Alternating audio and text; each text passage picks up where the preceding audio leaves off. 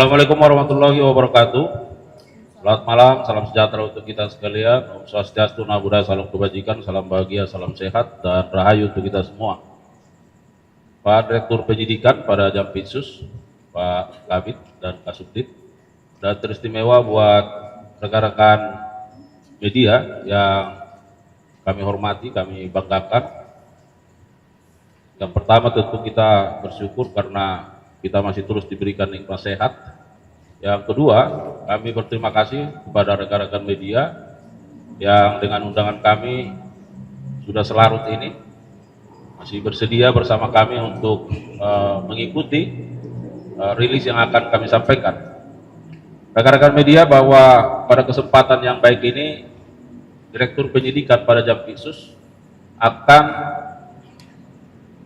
merilis perkembangan penanganan perkara, dalam hal ini penyidikan perkara dugaan tindak pidana korupsi dalam tata kelola minyak mentah dan produk kilang pada Pertamina Subholding dan KKKS tahun 2018-2023. Rekan-rekan media, perlu kami sampaikan bahwa penyidik pada jajaran Jampitsus dalam perkara ini telah melakukan pemeriksaan terhadap setidaknya 96 saksi dan 2 orang ahli. Dan pada hari ini ada beberapa orang yang dipanggil dan dibawa oleh penyidik dan dilakukan pemeriksaan sebagai saksi di Kejaksaan Agung. Dan dari hasil pemeriksaan terhadap beberapa orang tersebut yang dilakukan oleh penyidik, maka penyidik berketetapan menetapkan 7 orang saksi menjadi tersangka. Dan penyidik juga pada jajaran Jampitsus berketetapan melakukan penahanan terhadap 7 orang tersebut. Tentu secara rinci akan disampaikan oleh Direktur Penyidikan. Satu hal yang ingin kami sampaikan pada kesempatan yang baik ini, bahwa tentu kita harapkan ke depan BUMN kita seperti Pertamina tentu akan mengalami banyak perubahan ke arah yang positif, khususnya terkait dengan tata kelola, sehingga Pertamina akan memberikan kontribusi terbaik bagi kesejahteraan rakyat. Rekan-rekan media, tentu seperti apa rilis yang akan disampaikan oleh penyidik pada Jampitsus, kita simak bersama. Direktur Penyidikan akan menyampaikan perkembangannya. Direktur Penyidikan, kami persilakan. Terima kasih. Assalamualaikum warahmatullahi wabarakatuh. Selamat malam bagi kita semua yang saya hormati Bapak Kapus Penkum serta jajaran. Teman-teman jurnalis yang pada malam hari ini hadir bersama kami. Langsung saja saya akan menyampaikan perkembangan penanganan perkara terkait penyidikan dugaan tindak pidana korupsi dalam tata kelola minyak mentah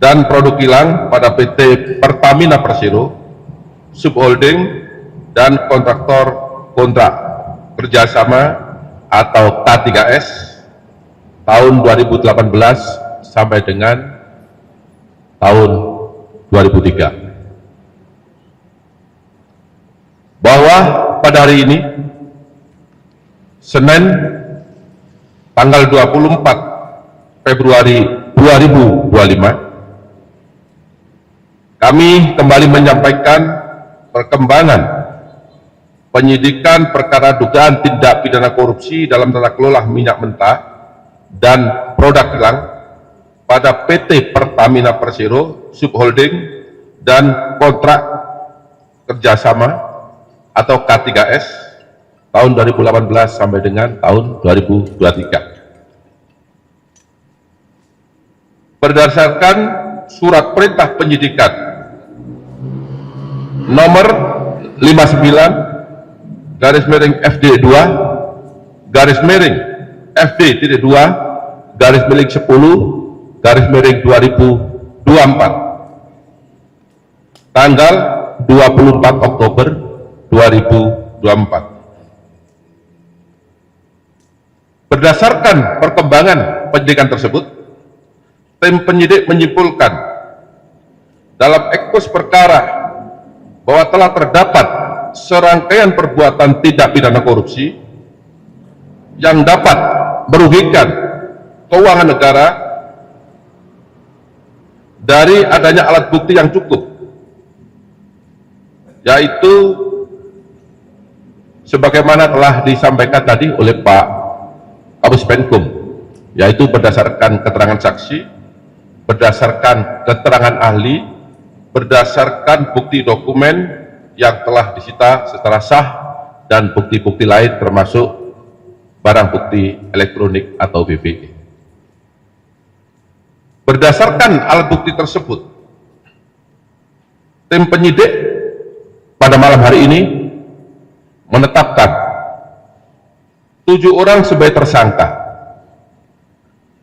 antara lain 1. RS, yang bersangkutan adalah Direktur Utama PT Pertamina Patra Niaga. Yang kedua, SDS, yang bersangkutan adalah Direktur Feedstock and Product Optimization PT Kilang Pertamina Internasional. Ketiga, YF selaku Direktur Utama PT Pertamina Internasional Shipping. Keempat, AP selaku VP Feedstock Manajemen PT Kilang Pertamina Internasional. Yang kelima, MKAR selaku Beneficial Owner PT Navigator Katulistiwa. Keenam, DW selaku Komisaris PT Navigator Katulistiwa dan Komisaris PT Jenggala Maritim. Jadi yang bersangkutan menjabat sebagai komisaris pada 2 perusahaan sekaligus. Sedangkan yang terakhir, ketujuh, adalah GRJ selaku komisaris Jenggala Maritim dan sekaligus menjabat sebagai Direktur Utama PT Orbit Terminal Merak. Itulah 7 tersangka yang telah ditetapkan oleh penyidik pada malam hari ini berdasarkan alat bukti yang cukup.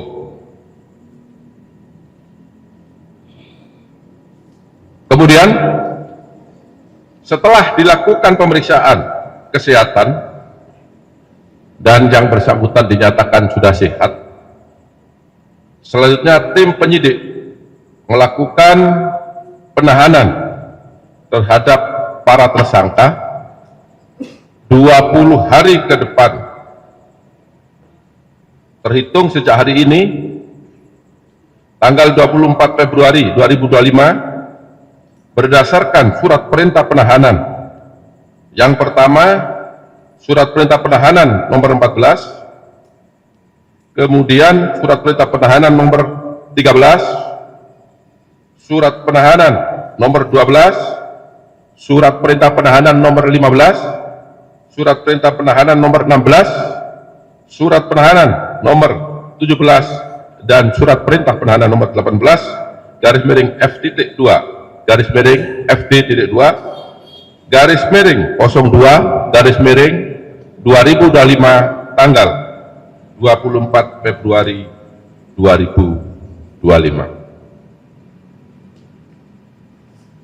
Adapun kasus posisi akan saya sampaikan sebagai berikut.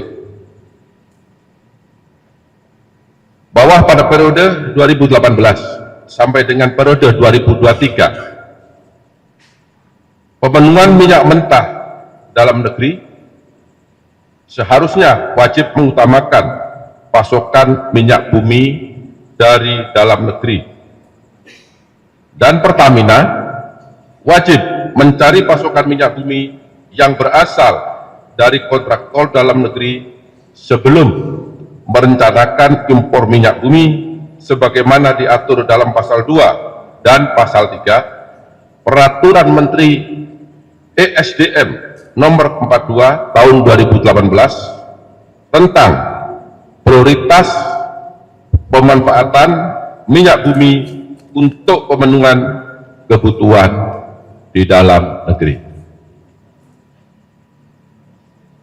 Namun berdasarkan fakta penyidikan yang didapat, tersangka RS, SDS, dan AP melakukan pengondisian dalam rapat optimalisasi hilir atau OH yang dijadikan dasar untuk menurunkan produksi kilang sehingga produksi minyak bumi dalam negeri tidak terserap seluruhnya, dan pada akhirnya pemenuhan minyak mentah maupun produk kilang dilakukan dengan cara impor.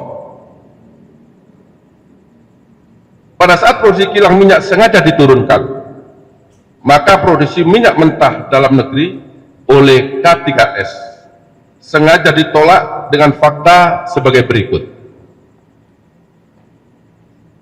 Produksi minyak mentah oleh K3S tidak memenuhi nilai ekonomis, padahal harga yang ditawarkan oleh K3S masih masuk range harga HBS. Yang kedua, produksi minyak mentah K3S dilakukan penolakan dengan alasan spesifikasi tidak sesuai dengan spek. Namun faktanya, minyak mentah bagian negara masih sesuai dengan spek kilang dan dapat diolah atau dihilangkan kadar merkuri atau sulfurnya. Jadi kerjasama antara pemerintah dengan pihak K3S, kontraktor kontrak kerja pelaksana ini, ada bagian minyak yang sebagian K3S dan sebagian negara atau Pertamina dengan kualitas yang sama berdasarkan persentase yang telah disepakati. Pada saat produksi minyak mentah dalam negeri oleh K3S ditolak dengan dua alasan tersebut, maka menjadi dasar minyak mentah Indonesia dilakukan ekspor. Jadi bagian K3S tadi karena ditolak dengan alasan tidak sesuai dengan spek, harganya tidak sesuai dengan APS, maka secara otomatis bagian K3S harus diekspor ke luar negeri. Untuk memenuhi kebutuhan dalam negeri, maka kilang Pertamina Internasional melakukan impor minyak mentah, dan PT Pertamina Patraniaga melakukan impor produk kilang. Harga pembelian impor tersebut apabila dibandingkan dengan harga produksi minyak bumi dalam negeri, terdapat perbandingan pembelian harga yang sangat tinggi atau berbeda harga yang sangat signifikan. Jadi saya perjelas, pada saat K3S mengekspor bagian minyaknya karena tidak dibeli oleh PT Pertamina, maka pada saat yang sama PT Pertamina mengimpor minyak mentah dan produk kilang. Selanjutnya, untuk kegiatan pengadaan impor minyak mentah oleh PT Kilang Pertamina Internasional dan produk kilang oleh PT Pertamina Patraniaga diperoleh fakta adanya perbuatan jahat atau mens rea antara penyelenggara negara, yaitu tersangka SDS, AP, RS, dan JF bersama dengan demut atau broker, yaitu tersangka MK, DW, dan GRJ, sebelum tender dilaksanakan dengan kesepakatan harga yang sudah diatur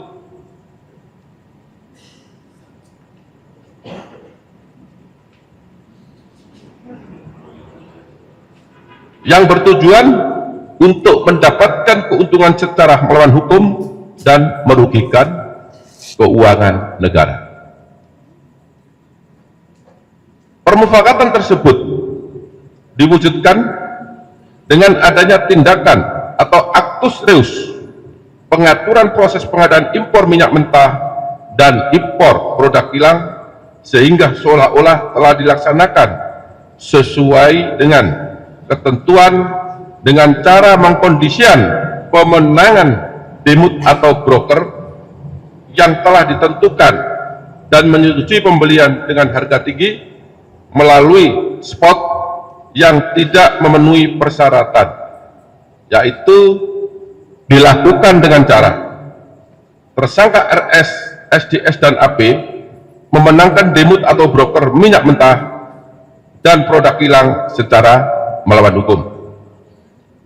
Yang kedua, tersangka DM dan GRJ melakukan komunikasi dengan tersangka AP untuk dapat memperoleh harga tinggi pada saat syarat belum terpenuhi dan mendapatkan persetujuan dari tersangka SDS untuk impor minyak mentah dan dari tersangka RS untuk produk kilang. Dalam pengadaan produk kilang yang dilakukan oleh PT Pertamina Patraniaga, tersangka RS melakukan pembelian atau pembayaran untuk RON 92, padahal sebenarnya yang dibeli adalah RON 90 atau lebih rendah, kemudian dilakukan blending di depo untuk menjadi RON 92, dan hal tersebut tidak diperbolehkan atau bertentangan dengan ketentuan yang ada. Pada saat telah dilakukan pengadaan impor minyak mentah dan impor produk kilang, diperoleh fakta adanya markup kontrak shipping atau pengiriman yang dilakukan oleh tersangka YF selaku Direktur Utama PT Pertamina International Shipping, sehingga negara mengeluarkan fee sebesar 13 sampai dengan 15% secara melawan hukum, sehingga tersangka MKAR mendapatkan keuntungan dari transaksi tersebut. Pada saat kebutuhan minyak dalam negeri mayoritas diperoleh oleh produk impor secara melawan hukum, maka komponen harga dasar yang dijadikan acuan untuk penetapan HP atau harga indeks pasar bahan bakar minyak untuk dijual kepada masyarakat menjadi mahal atau lebih tinggi, sehingga jadikan dasar pemberian kompensasi maupun subsidi bahan bakar minyak setiap tahun melalui APBN. Adanya beberapa perbuatan melawan hukum tersebut telah mengakibatkan adanya kerugian keuangan negara sekitar 197 triliun yang bersumber dari berbagai komponen. Yang pertama, kerugian ekspor minyak mentah dalam negeri, kemudian kerugian impor minyak mentah melalui demut atau broker, kerugian impor BBM melalui demut atau broker, kerugian pemberian kompensasi, dan kerugian karena pemberian subsidi karena harga minyak tadi menjadi tinggi. Perbuatan tersangka melanggar ketentuan pasal 2 ayat 1, junto pasal 3, junto pasal 18 Undang-Undang Nomor 31 Tahun 1999, sebagaimana diubah dengan Undang-Undang Nomor 20 Tahun 2001 tentang Undang-Undang Pemberantasan Tindak Pidana Korupsi, junto pasal 55 ayat 1 ke 1 Kitab Undang-Undang Hukum Pidana. Demikian perkembangan penyidikan terkait dugaan tindak pidana korupsi dalam tata kelola minyak mentah dan produk kilang pada PT Pertamina Persero, subholding dan kontraktor kontrak kerja atau K3S yang dapat kami sampaikan. Apabila ada kata-kata yang kurang jelas, yang kurang berkenan, saya mohon maaf dan saya akhiri. Wabillahi taufiq wal hidayah. Wassalamualaikum warahmatullahi wabarakatuh.